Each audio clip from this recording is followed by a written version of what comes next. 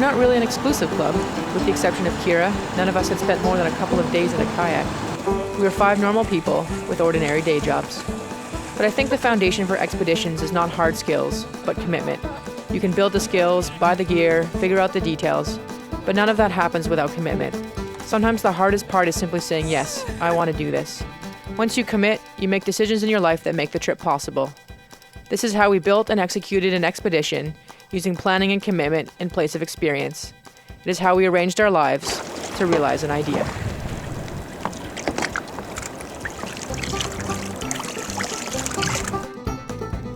The Inside Passage runs over 2,000 kilometers from Puget Sound in Washington to the Alaska Panhandle. It is a series of channels and passages protected from the big swells of the Pacific Ocean. Our goal was to paddle roughly 700 kilometers from Port Hardy on Vancouver Island to Ketchikan, just inside the Alaskan border. It's sort of been a long time coming. When I drove across Canada before I moved out to BC almost about 5 years ago, on the way back from the Yukon, I took the ferry from Prince Rupert to Port Hardy. I just remember the whole time thinking that this is a place I really want to come back and explore in more detail, and I wanted to get off the ferry. You know, the whole time I was on there, just sort of be on the beaches or exploring up inlets and not just having to go straight. Big reason is that I hadn't done an adventure in probably 7 or 8 years. Nothing I like better than being outside 24 hours a day and camping. The fact that it's sea kayaking was just random. I mean, if you guys were going on a bike trip, I would have gone on a bike trip. If you guys were going on like a hiking trip, I would have gone on a hiking trip. I had always wanted to do like a long self-supported journey, I guess. And whenever I've tried any kind of journey before, I always end up by the sea because I really love the sea. And I like to paddle.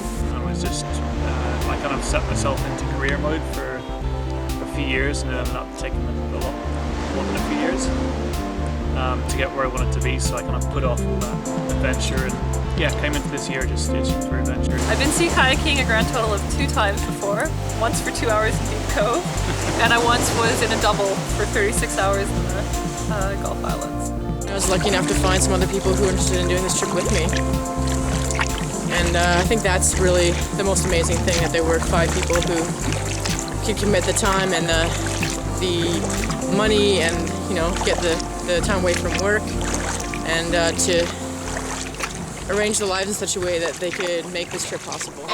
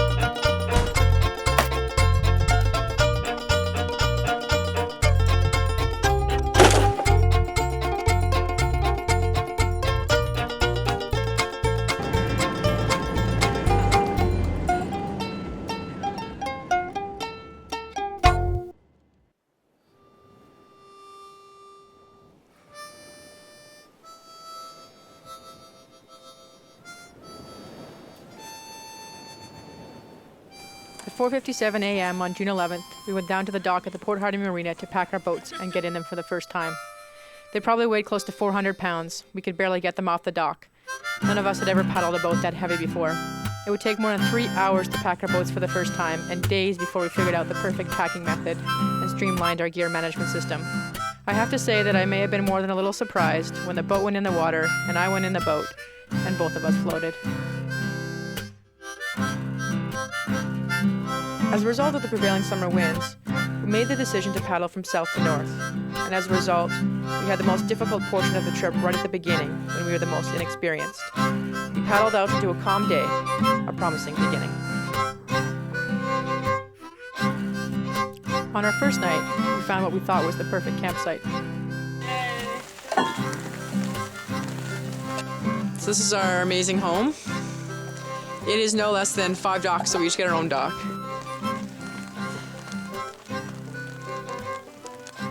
On your mark, get set, go!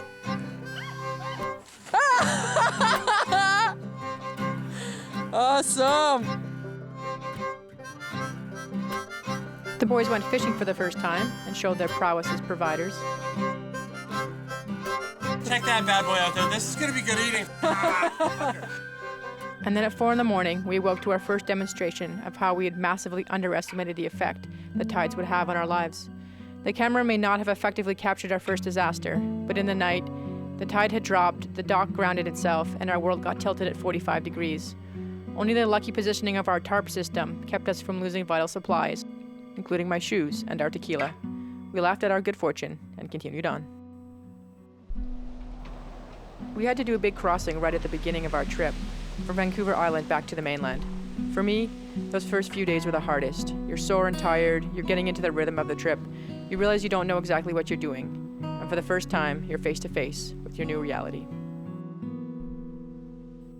The second night, we camped at a non-spring tide site and had trouble calculating the high tide line. It poured rain for 12 hours. We collected 30 liters of water off our tarp in 30 minutes. I certainly had my first doubts about my capacity to manage being so cold and wet. All right, it is 1:40 a.m. and we are about to get washed out of our campsite by a high tide.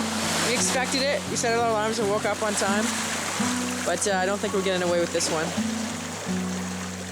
How's it going, Lace? Yeah, it's great. It was a cold vigil. In the morning, we missed our tide window to leave the bay. We understood that our methods needed finessing, but the sun did come out, and in the warmth, we regained the momentum for the next step. On day 4, we left Skull Cove and crossed Slingsby Channel, paddling 20 kilometers along the exposed coast, open to the big swells of Hecate Strait. It looks as calm as there, but we just did our scariest paddle to date. What did you think of that crossing? It was funny. I was feeling really seasick, and for all you viewers out there that didn't think it was possible to get seasick in a kayak, it is. Let me tell you, adrenaline is way stronger than nausea. Oh yeah.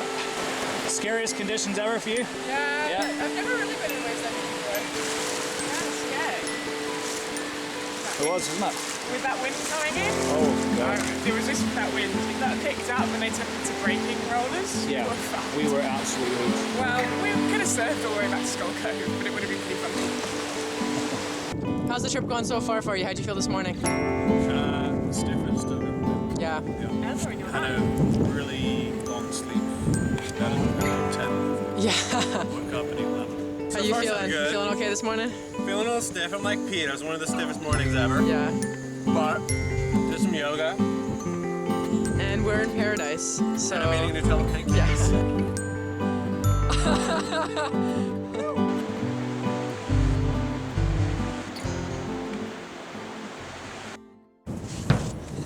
We're gonna christen our boats. It's finally time. This is good single malt, by the way. It's only the best for our boats. All right. I named the Quachi's Wet Pickup. This is Tequila Sunrise. It's Nim Clem Quack Quack. This is Kip Levant. It's Ardnamara. Right now, Kira's gonna lead us all in a wind dance on the beach. Anti-wind dance. I need a little... Yeah, what am I? Did I still leave?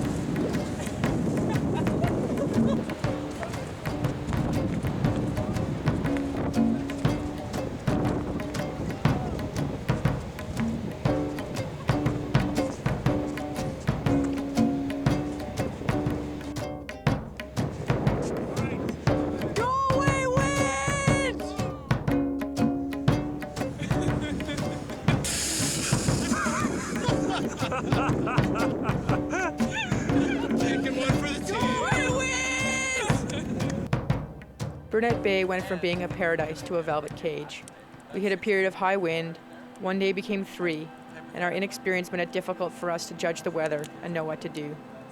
For me, the beauty of our surrounding was eroded by the agonizing decision-making process. I simply wanted to get off the beach and continue with the trip. It was a very difficult period. We were faced with a really hard decision on day 4 of a 5-week trip. The wind did not die, and in the morning we took a boat off the beach and were dropped 30 miles north into calmer, more protected seas. I was so seasick I could barely breathe. No one said a word on the boat. It was day 5 and we'd hit rock bottom. But you regroup, the next day offers a new beginning, a fresh start, and you continue on. On day 8 we arrived in Namu, an old fishing cannery that closed in 1980. At its peak, it was home to more than 3,000 workers and their families. Now it has the feel of a ghost town and is staffed year-round by 3 caretakers. We're literally camped on Main Street between 2 giant fish processing warehouses. It's kind of weird. It's like being on some surreal, decrepit movie set.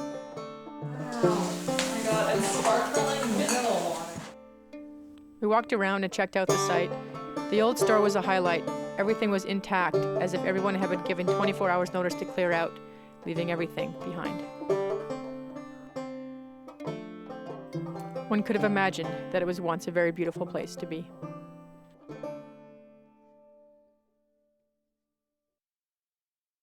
The distance traveled makes the life you left behind seem very far away. Life slows down. You take things at a different pace, at the speed of a kayak. You spend time doing things you don't do in everyday life. You collect water, you stake out flat ground. There is no tomorrow. There's only the next mile or the next meal. And suddenly life becomes very simple. You live in the moment, you try to control what you can, you try to make good decisions, and you take everything in stride. It is nice to have a different set of priorities. Just take life at a different speed. Pete's going paddling. Why are you going paddling, Pete? Because I was doing the dishes. You know, I volunteered my time to do the group dish. Our dishes, yes. So I went down to the ocean's edge and, you know, I planned it. I was watching the waves, seeing how far they came up, and then went down with the wok, scooped up a bunch of seawater, went back up to my saucepans about 3 meters. A monster wave flying up at me. Oh, 2! There's another one right there. Keep going, Pete. All the way to the last one.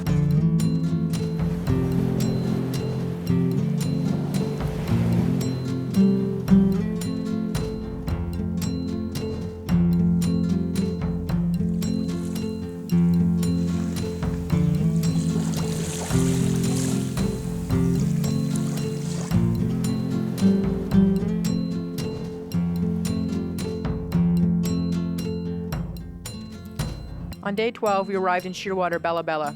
It was our first contact with civilization in almost 2 weeks. Grocery store. Hi. Hello. Wow. Well, you look at this.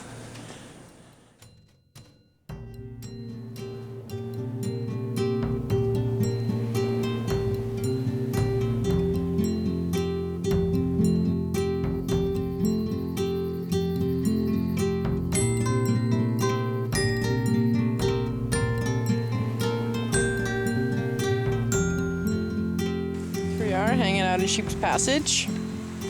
It has stopped raining. It's been raining since, for what, 36 hours or something? At least 5 days. 5 days, but 36 10 hours without days in a stopping. row. 36 hours without stopping, yeah.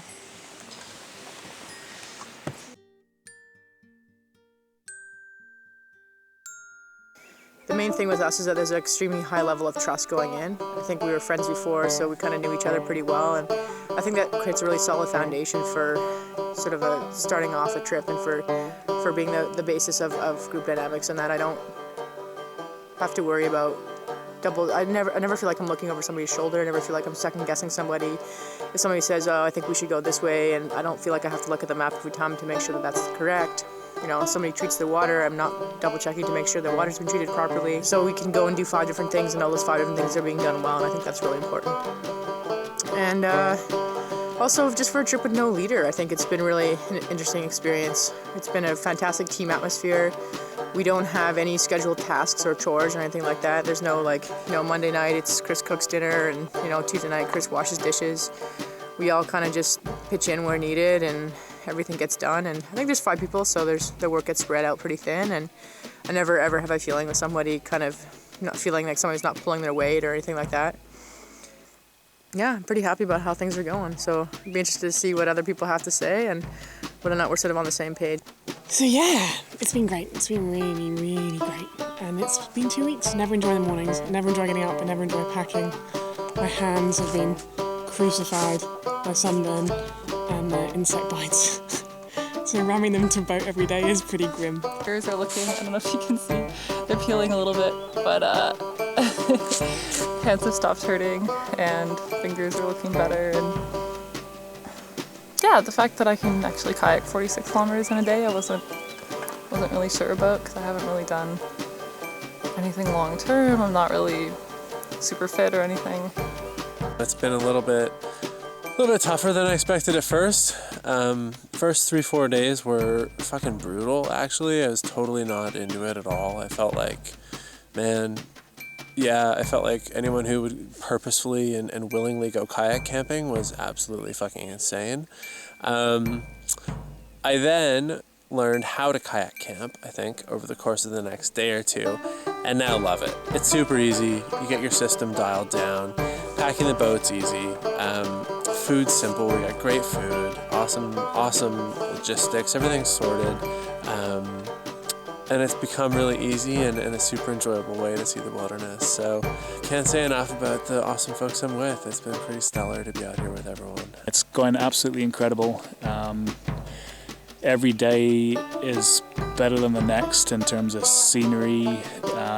Just the beaches we come across are absolutely phenomenal. So cool just to be experiencing all this with 4 really good friends, including my sister. The one thing that no one ever tells you about kayaking is that it really has nothing to do with paddling at all. It is all about gear management. You spend most of your time simply moving things from one place to another and back again. Loading, unloading, spreading, unspreading, carrying here, moving there. Whenever it was not raining, our favorite activity was spreading the entire contents of our boats everywhere to dry. It never ceased to amaze me just how much stuff we actually had with us. When we were preparing for this trip, we were all given various assignments. What was I doing? The girls were doing food, I was doing photography, and what else was I doing? Navigation and first aid. Navigation and first aid, that's it. Kira was sent away to England to look up some kind of a radar detection system. And she spent 6 weeks researching all sorts of various different types of radar detection so that when we get into Grenville Channel and there's lots of cruise ships, we're able to communicate with these cruise ships. And this is what Kira has come up with.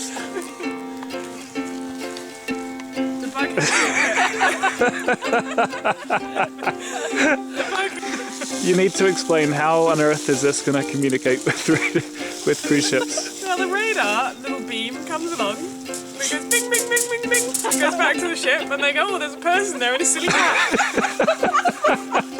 And that's it. we're all good. That's in the channel. I look back. Suddenly you were there, 200 meters behind me. And then all of a sudden Kira was making a beeline for the shore.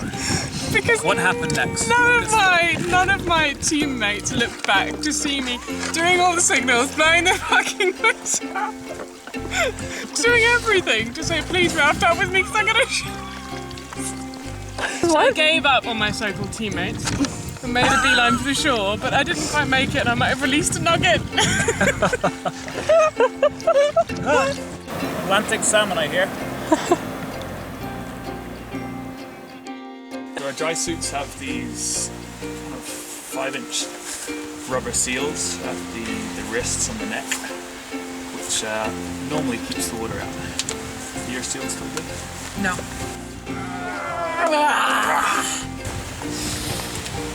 just like giving birth.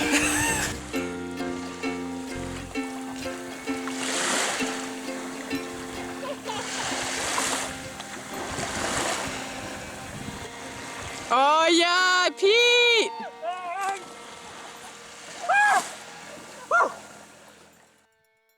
Welcome to the first annual Inside Passage sausage slinging competition. On the left, we have the girth of Peter Brennan, and on the right, the length of Christina Chwaniak.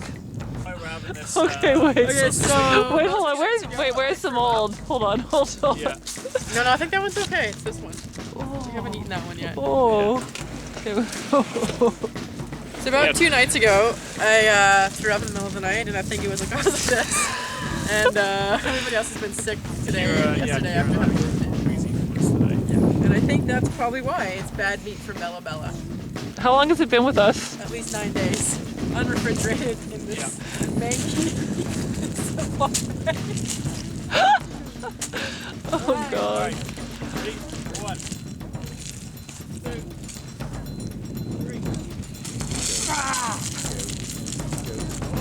Oh.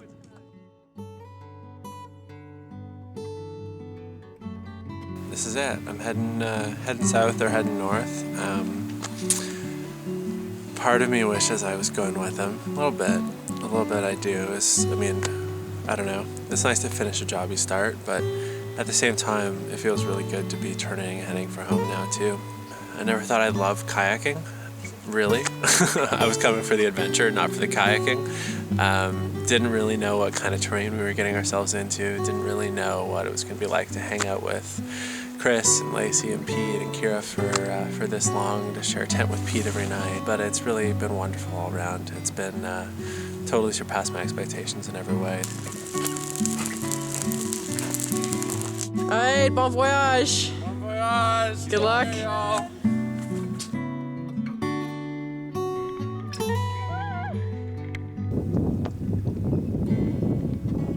It is Sunday, July 4th, and it is bitterly cold. Keep thinking about all the people on Kids Beach sunning themselves. The neoprene gloves are on. And the rain felt a little bit more like sleet. But it was epic and beautiful. Wasn't it? And it's really nicely out of the channel. I personally felt like I was paddling absolutely nowhere for the last 10 hours. That's not true. You covered like 20 miles. Exactly, but 10 hours of effort, you'd expect to travel more than 20 bloody miles. Is it really 10 hours? We've been paddling for, like 10 hours. Holy fuck, no wonder I'm tired. And we've gone like 20 miles, like an old granny could walk faster than that. Nuts.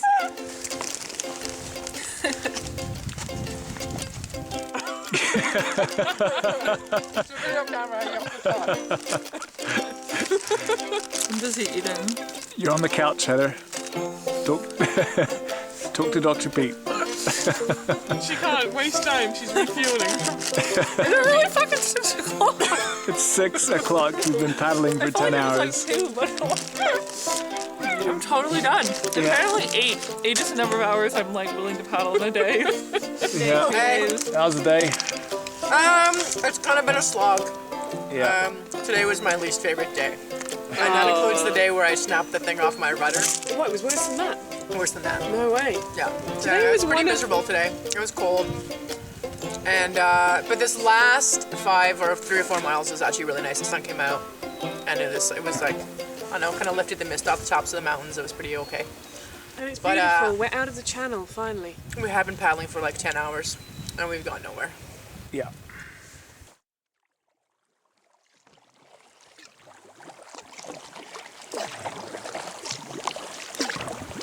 So I thought I'd take this opportunity to talk a little about what goes through the paddler's head when they're paddling. I showed you the view from the cockpit, kind of what you see facing out, but what's going on the inside? Surprisingly little. It amazes me how little is going on in my head during the day. People ask me what I might think about, and it's really not that much at all. Sometimes I think about what I'm going to do with my life when I get back to Vancouver. Sometimes I think about what I'm going to do with all this footage. I'm actually going to make a movie about it, what it might look like. Sometimes I think about what hurts and how I can fix it. Right now it's my heels. I've got these awesome sort of blisters or like sores sort of I'm resting on the bottom of the boat all the time. Sometimes I think about what I'd like for dinner. But mostly you just kind of get lost in the rhythm of paddling. You sort of pick a point on the shore, pick a headland, and you just set a rhythm and you just kind of go. One paddle, one stroke, one boat length, 1 mile at a time until you're there. We paddled into the rainiest city in Canada on a brilliant July day. We took 2 days rest, slept in beds, got hot showers, resupplied our fresh food, and on July 28th, we set out on an ebb tide to complete the last leg of our journey into Alaska. Here we are. Ahead is Alaska. Our noses are on the line. Yeah! We did it! Not a lot left. To Alaska. To Alaska. We made it.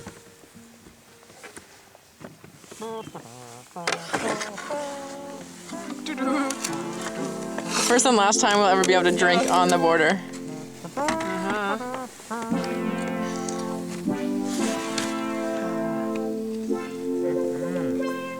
And some to the waters.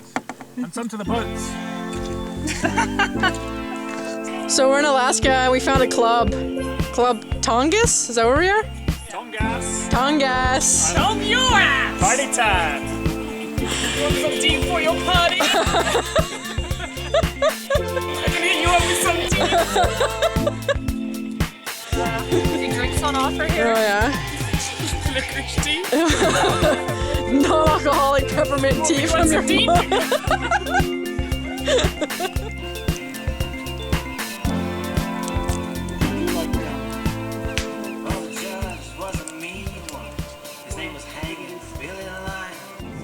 Morning. So, Again, in the same situation as we were on Burnett Beach, where we're paddling the most exposed section of the route, and they're predicting gales.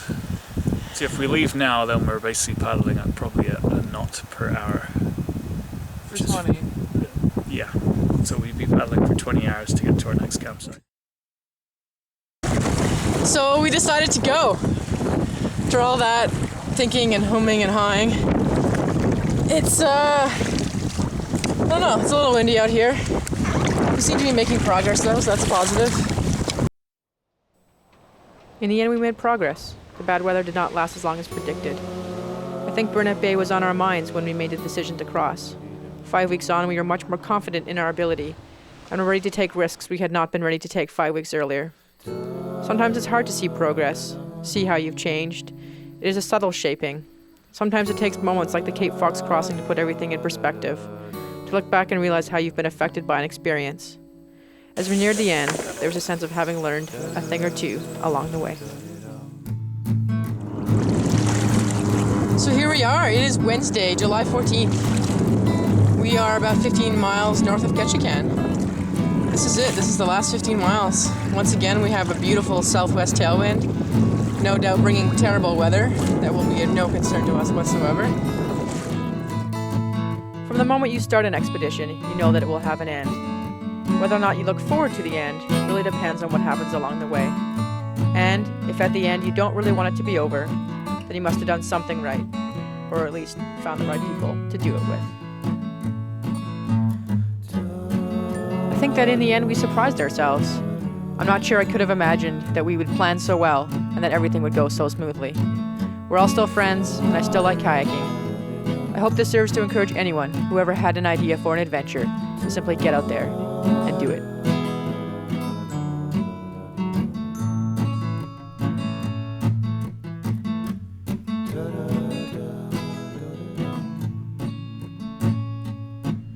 In a landscape painted blue and green, going through spaces that I have never been before, and my eyes are soft and mind is feeling ease as I waltz with the gently flowing breeze.